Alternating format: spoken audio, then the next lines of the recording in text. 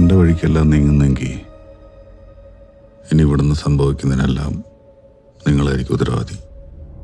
വലതുവശത്തെ കള്ളൻ ഞാൻ കണ്ടു ഗൈസ്, ഇതാ തെളിവ്. ഇതൊരു സ്ലോ പേസ്ഡ് ഡ്രാമയാണ്. ആക്ച്വലി സ്റ്റോറി വൈസ് കുറച്ച് ലാഗ് ഫീൽ ചെയ്തിരുന്നു.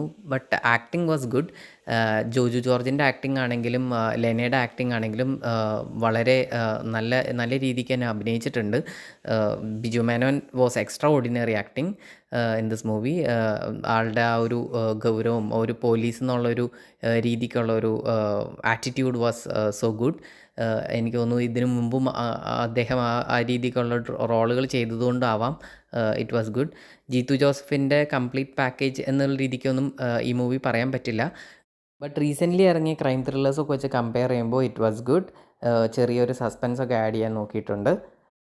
ഈ ഫിലിമിന് ഒരു റേറ്റിംഗ് കൊടുക്കാൻ കൺസിഡർ ചെയ്ത് കഴിഞ്ഞാൽ സ്റ്റോറിക്ക് 8 ആയിട്ട് കൊടുക്കും, ആക്ഷന് 7, സിനിമാറ്റോഗ്രഫി 8 ആൻഡ് സസ്പെൻസിന് 9 കൊടുത്തേ പറ്റൂ. Entertainment is 8 and overall it's 8.